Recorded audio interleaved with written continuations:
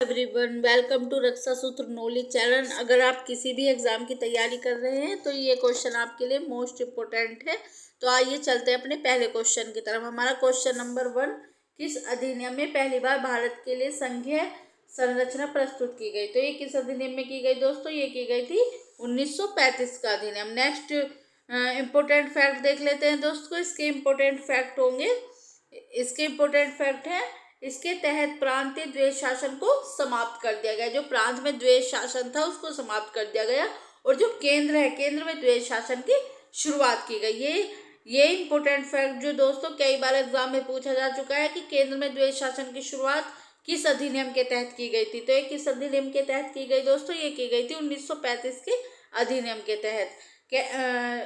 अन्य फैक्ट देख लेते हैं दोस्तों। केंद्र और राज्यों के बीच शक्ति का विभाजन हुआ और इसके तहत भारतीय रिजर्व बैंक की स्थापना की गई 1935 में। भारतीय रिजर्व बैंक की स्थापना कब हुई थी दोस्तों?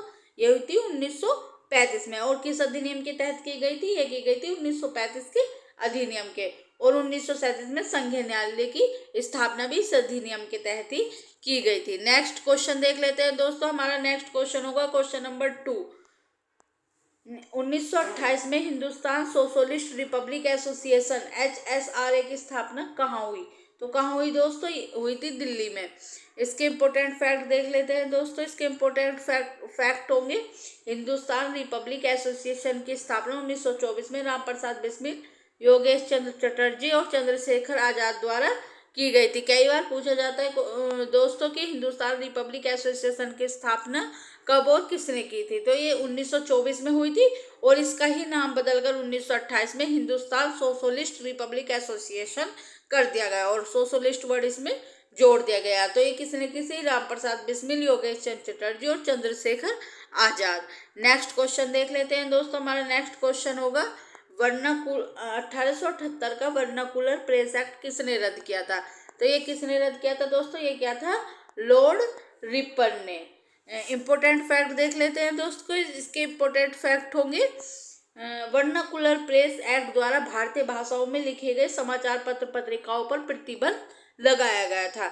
दोस्तों अंग्रेजों द्वारा जो भारतीय भाषाओं में लिखे गए समाचार पत्र थे, जैसे हिंदी, बंगाली, इनमें जो समाचार पत्र और पत्रिकाएं थे इन पर प्रतिबंध लगा दिया था और इसे 1881 में लॉर्ड रिपन द्वारा इस एक्ट को हटा दिया गया। लॉर्ड रिपन के समय ही कई बार ये क्वेश्चन पूछा जाता है कि स्थानीय स्वशासन की शुरुआत कब हुई थी या किसके काल में हुई थी? तो 1882 में लॉर्ड रिपन के समय में हुई थी स्थानीय स्वशासन की शुरुआत। नेक्स्ट क्वेश्चन देख लेते हैं दोस्तों। क्वेश्चन नंबर 4 होगा, किसने 1946 में गठित अंतरिम कैबिनेट की अध्यक्षता की थी? तो ये किसने की थी? 1946 में जवाहरलाल नेहरू ने। ये क्वेश्चन मोस्ट इंपोर्टेंट है दोस्तों। कई बार पूछा जा चुका है कि अंतरिम कैबिनेट की अध्यक्षता किसने की थी? तो ये की थी जवाहरलाल नेहरू ने। इम्पोर्टेंट फैक्ट देख लेते हैं दोस्तों। इसके इम्पोर्टेंट फैक्ट होंगे, कैबिनेट मिशन 1946 में ब्रिटेन के प्रधानमंत्री एटली द्वारा भेजा गया था और इसमें 3 ब्रिटिश कैबिनेट सदस्य थे। ये क्वेश्चन मोस्ट इम्पोर्टेंट और पूछा जा चुका है PCS एग्जाम में भी कि ब्रिटिश कैबिनेट सदस्य कौन थे? तो वो कौन थे? पैंथिंग लॉरेंस, स्टेफोर्ड क्रब्स और एवी अलेक्जेंडर थे। नेक्स्ट क्वेश्चन देख लेते हैं दोस्तों। क्वेश्चन नंबर 5 होगा, मिलान करो। मोपला विद्रोह, यह आपको पता ही होगा, ये 1921 में हुआ था। ये कहाँ हुआ था? केरल में। पावना विद्रोह, ये कहाँ हुआ था? बंगाल में। एका आंदोलन अवध का है। एका आंदोलन अवध का है। बिरसा मुंडा विद्रोह, ये बिहार में हुआ था दोस्तों। ये मिलान में आते हैं और ये भी मोस्ट इम्पोर्टेंट है। इनके सन और ये कब हुए थे, ये एक वीडियो में मैं आपको कवर कर दूंगी कि ये मोपला विद्रोह और ये सन कब, किस सन में हुए थे और कब कब हुए थे और इनसे संबंधित व्यक्ति कौन थे। नेक्स्ट क्वेश्चन देख लेते हैं दोस्तों। हमारा नेक्स्ट क्वेश्चन होगा क्वेश्चन नंबर 6, मिलान करो। कोल विद्रोह छोटा नागपुर 1820-1827 में कौन संबंधित है इससे? बुद्ध भगत। रामोसी विद्रोह 1822-29 में हुआ था, यह है चित्तर सिंह। और संथाल विद्रोह 1855-56 सिद्धू कान्हू। इसे ऐसे याद किया जाता है दोस्तों संथाल विद्रोह को, ये 1857 की क्रांति है ना, उससे जस्ट पहले हुआ था ये संथाल विद्रोह। फिर रंपा विद्रोह देख रहे थे, इससे अलूरी सीताराम राजू। ये सभी क्वेश्चन मोस्ट इंपोर्टेंट और एग्जाम में कई बार रिपीट कर करके पूछे जाते हैं दोस्तों, तो इन क्वेश्चनों को ध्यान से पढ़ना। नेक्स्ट क्वेश्चन देख लेते हैं दोस्तों, क्वेश्चन नंबर 7। 1918 में स्थापित यूपी किसान सभा की स्थापना कहाँ हुई थी? ये भी क्वेश्चन मोस्ट इंपोर्टेंट है। इसकी स्थापना हुई थी लखनऊ में। इंपोर्टेंट फैक्ट देख लेते हैं दोस्तों, इससे संबंधित व्यक्ति थे गौरीशंकर इंद्र, नारायण द्विवेदी, मदन मोहन मालवीय।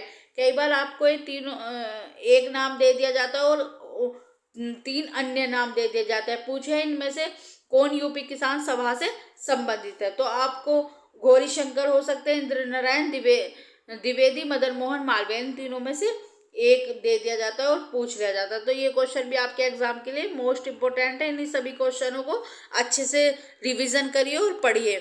नेक्स्ट क्वेश्चन देख लेते हैं दोस्तों, हमारा क्वेश्चन नंबर 8 होगा। क्वेश्चन नंबर 8, भील विद्रोह कहाँ हुआ था? तो भील विद्रोह कहाँ हुआ था दोस्तों? ये हुआ था महाराष्ट्र में। नेक्स्ट क्वेश्चन देख लेते हैं दोस्तों, पूना समझौता कब हुआ था?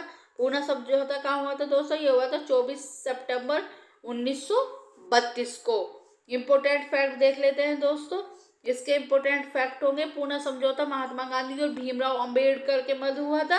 इस समझौते के तहत विभिन्न प्रांतों में दलित वर्ग के लिए सीटें आरक्षित कर दी गई थी दोस्तों। भीमराव अंबेडकर जी ने प्रस्ताव रखा था कि दलित वर्ग के लिए सीटें आरक्षित कर दी जाएं। ठीक है, नेक्स्ट क्वेश्चन देख लेते हैं दोस्तों, हमारा नेक्स्ट क्वेश्चन होगा, किसने Ahmedabad textile labour union association 1918 की स्थापना की थी? तो ये किसने की थी दोस्तों? ये की थी महात्मा गांधी जी ने। ये क्वेश्चन सभी आपके एग्जाम के लिए मोस्ट इंपोर्टेंट है, इन्हें बार बार रिवीजन करिए। थैंक यू फॉर वाचिंग, और चैनल को सब्सक्राइब और वीडियो को शेयर एंड लाइक करें।